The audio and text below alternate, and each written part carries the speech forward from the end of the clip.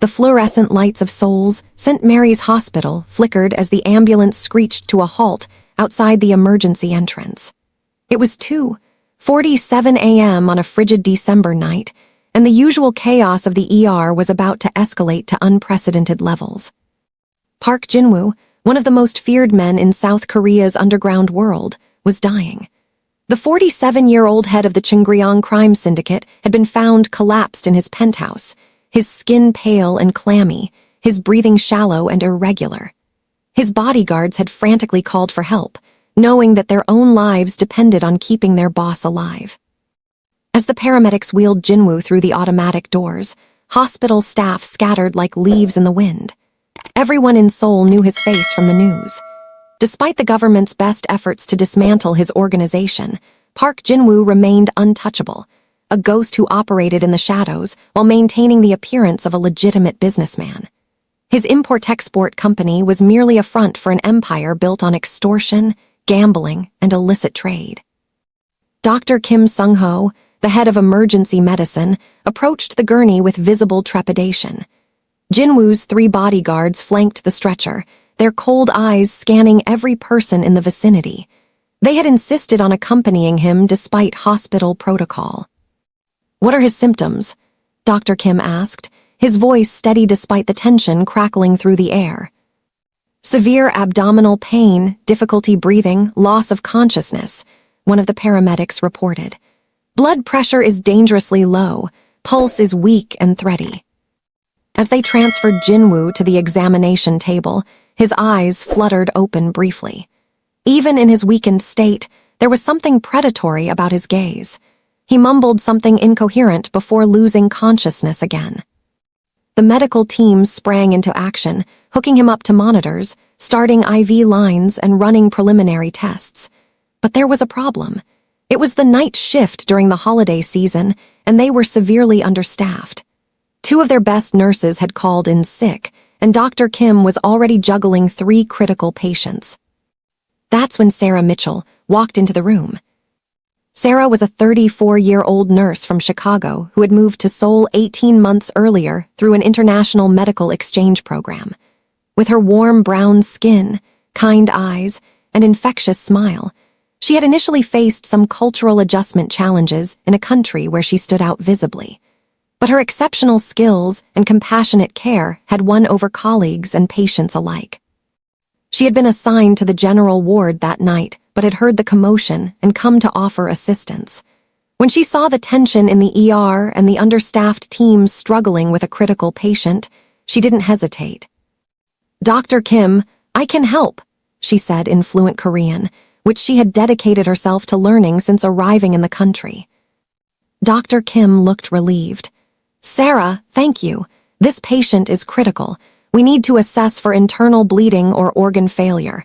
Can you assist with the examination and prepare him for imaging?" "Of course," Sarah replied, moving to Jin-woo's side with professional efficiency. One of the bodyguards stepped forward, blocking her path. He was a mountain of a man with a scar running down his left cheek. "Who is this?" he demanded in Korean, his tone making it clear he disapproved. "She's one of our best nurses," Dr. Kim said firmly. "And right now, your boss needs the best care possible. Either let us work or he dies. Your choice." The bodyguard's jaw clenched, but he stepped back. Time was running out, and even he could see that Jin-woo's condition was deteriorating rapidly. Sarah began her assessment, checking Jin-woo's vital signs and examining him for any obvious injuries or abnormalities. His abdomen was distended and rigid, classic signs of internal bleeding or acute organ failure. His skin was cold to the touch, and his lips had taken on a bluish tint, indicating poor oxygen circulation.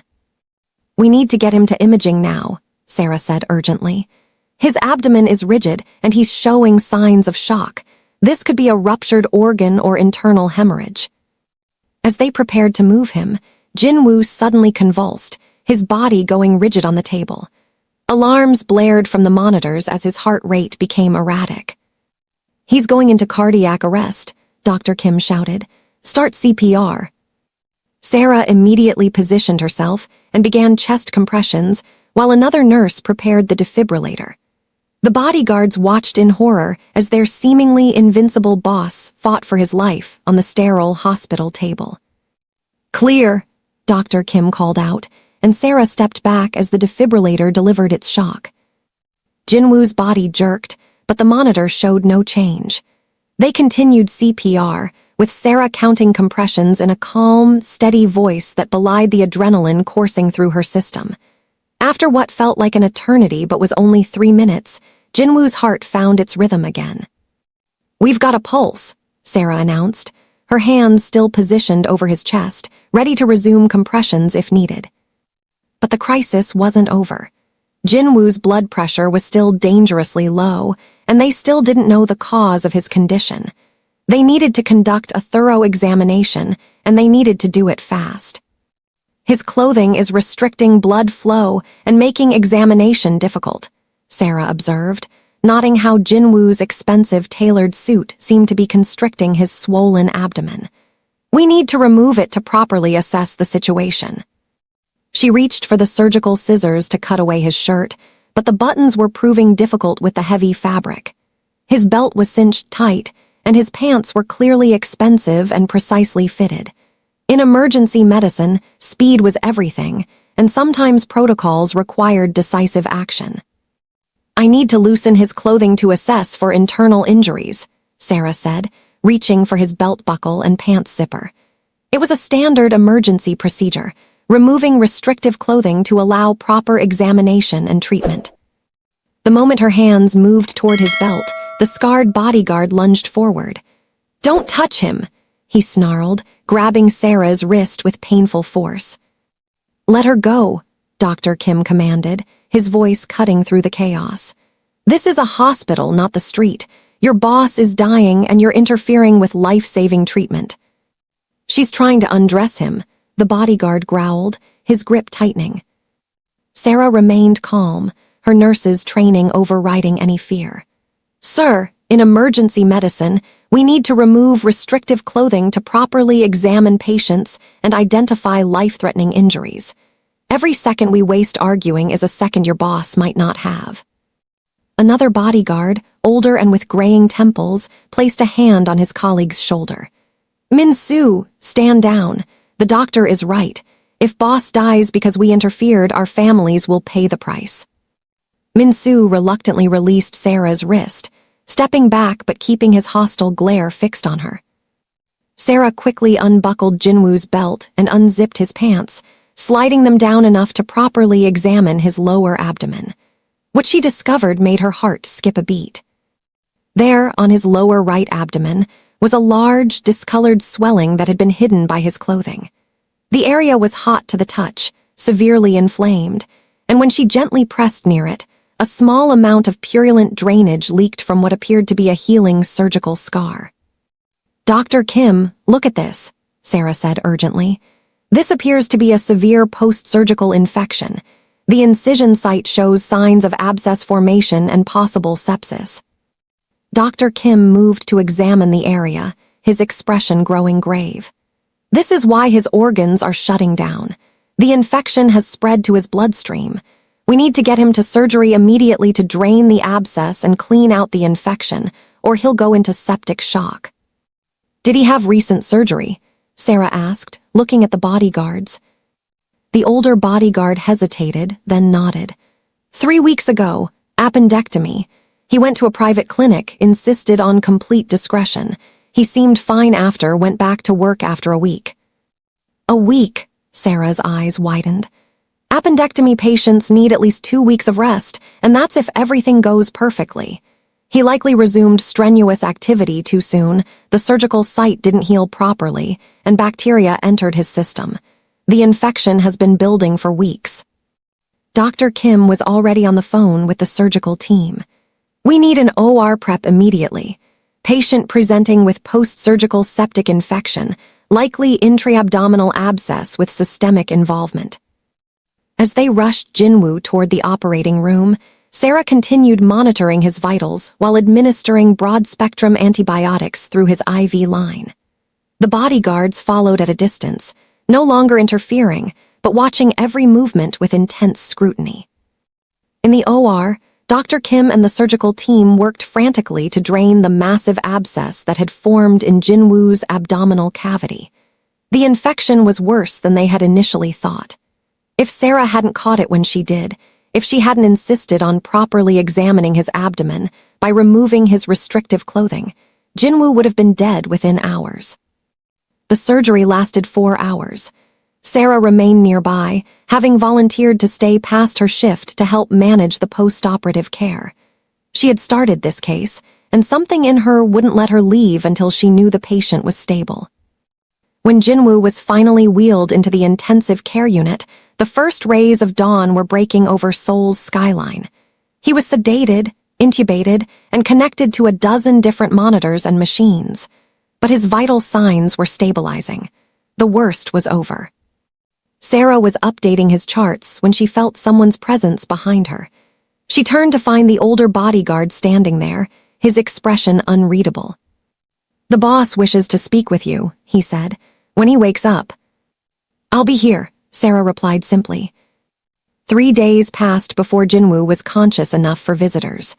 The infection had ravaged his body, and recovery would be long and difficult.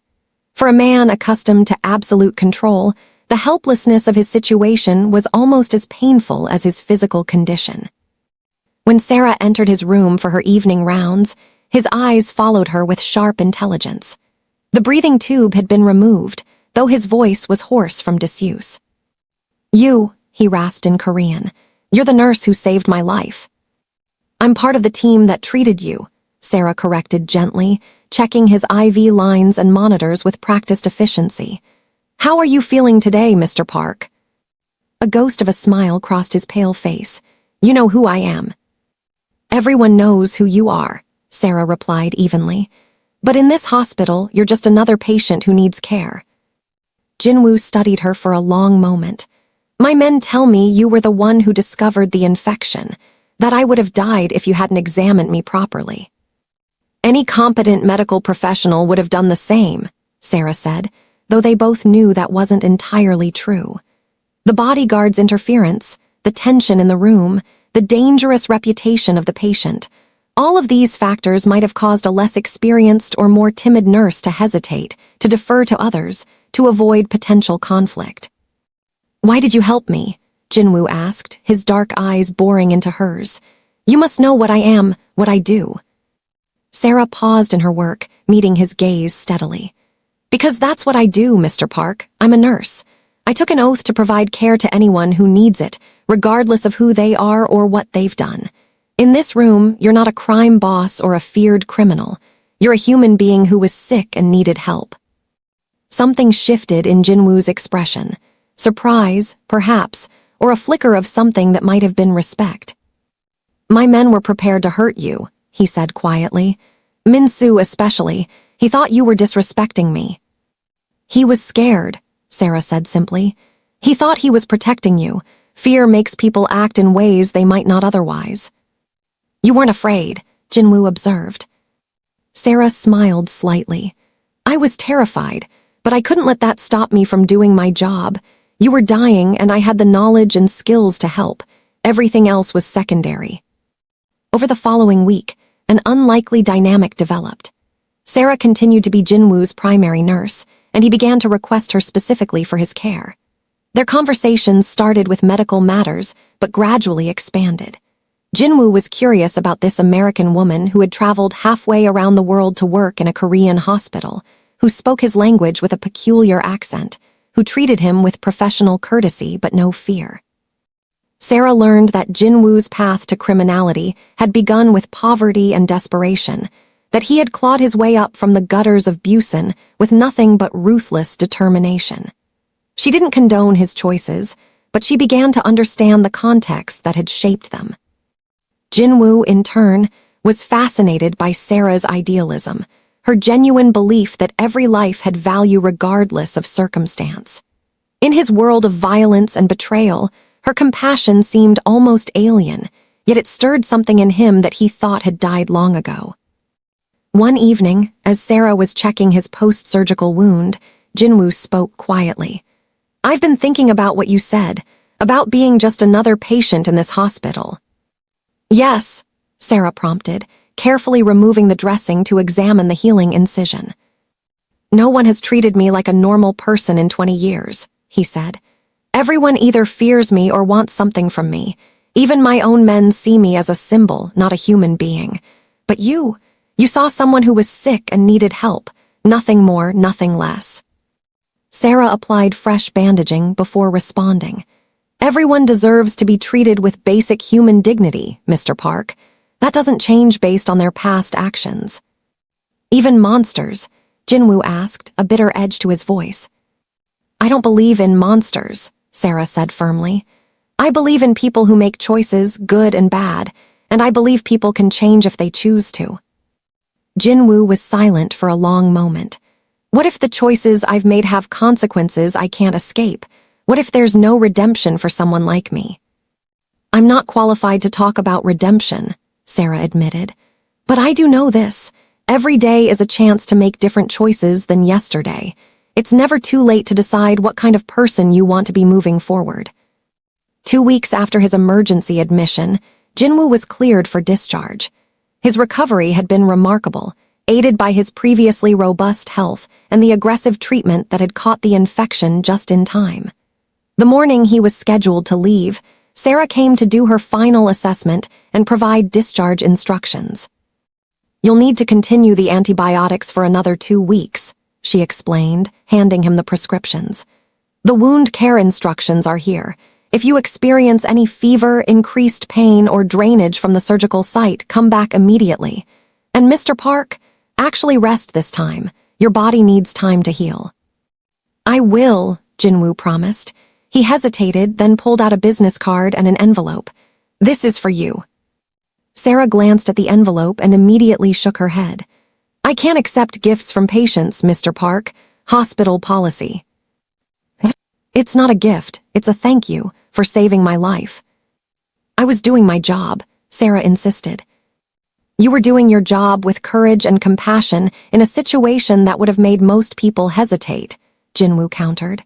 Please, allow me this. Sarah looked at the envelope, then back at his face. She could see this mattered to him, but she also knew accepting money from a crime boss was a line she couldn't cross.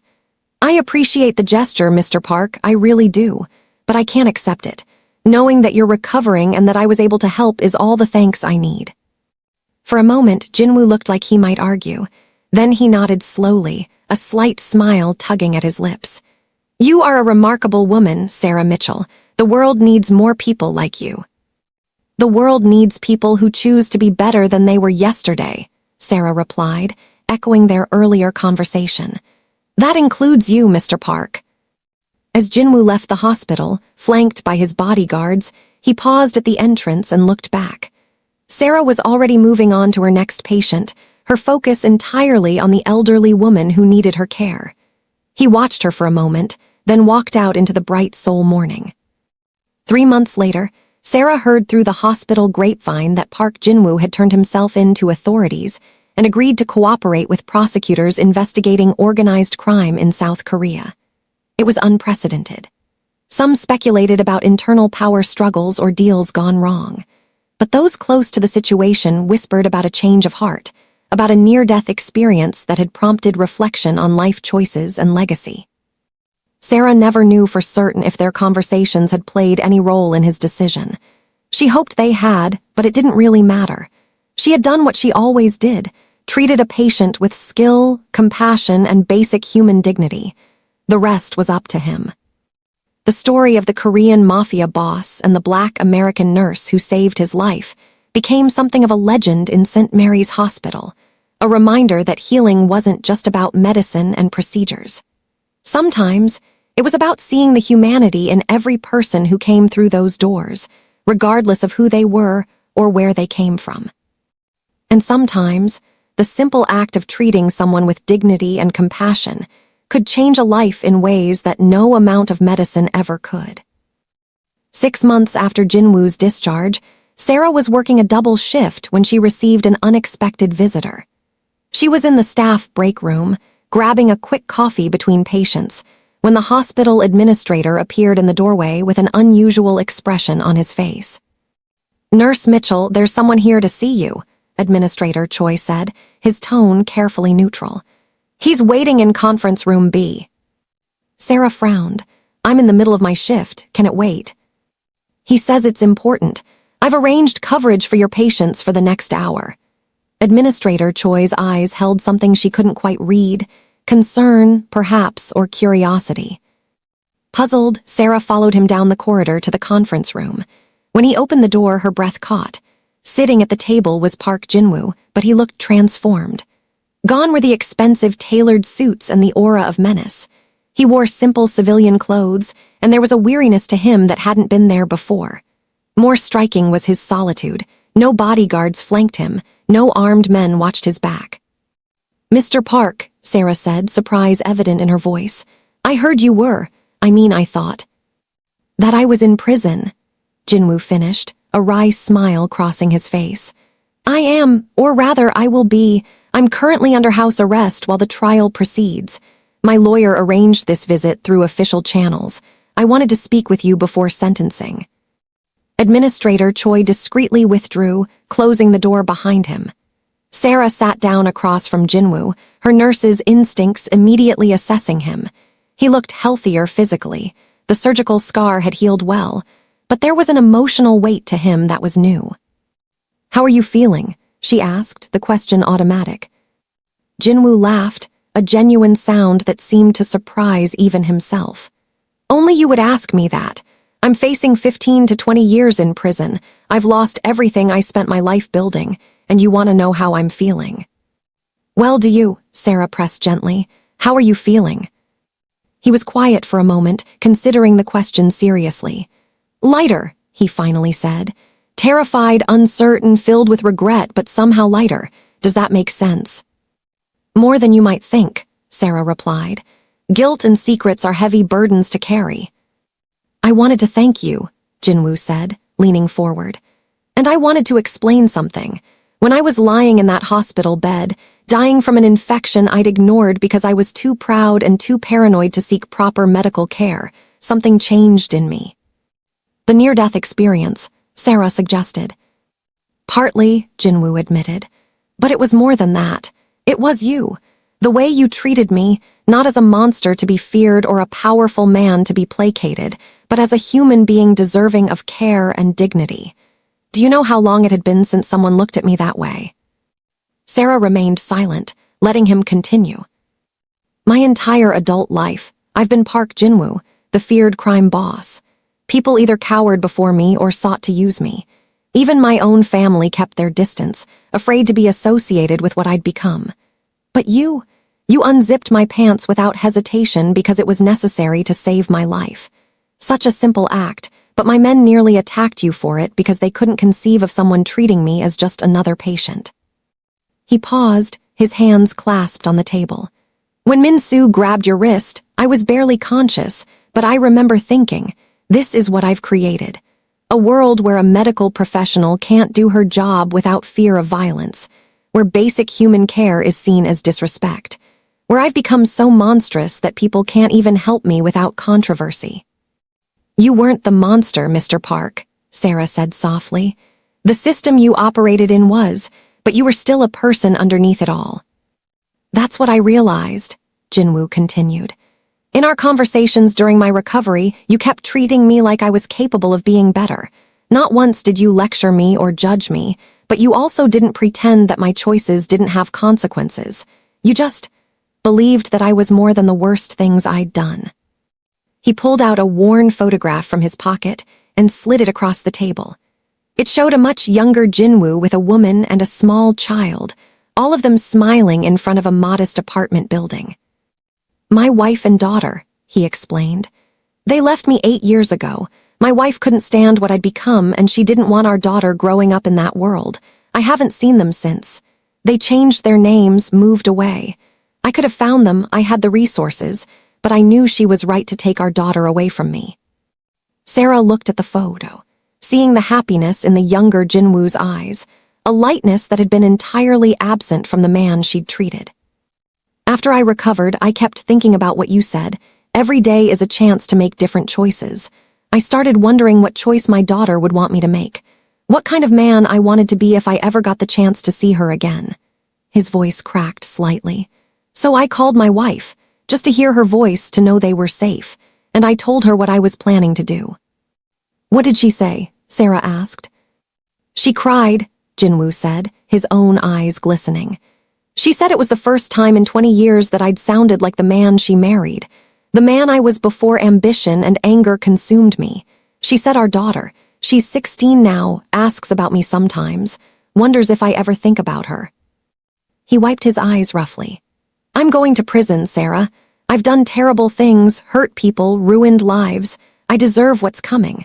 But I wanted you to know that you changed something fundamental in me that night. You saw Park Jin-woo the human being, not Park Jin-woo the crime boss, and that perspective shift saved more than just my life. Sarah felt tears prickling her own eyes. What will you do? After prison, I mean. If my wife and daughter will see me, I'll work on being the father I should have been. The husband I failed to be. Beyond that, he shrugged. Maybe I'll find a way to undo some of the harm I've caused. I'm cooperating fully with prosecutors, giving them everything on my organization and others. Some of the families I hurt will see justice because of my testimony. That's incredibly brave, Sarah said. It's the bare minimum, Jin Wu corrected. But it's a start. Your words kept echoing in my head. People can change if they choose to, so I'm choosing. They sat in comfortable silence for a moment.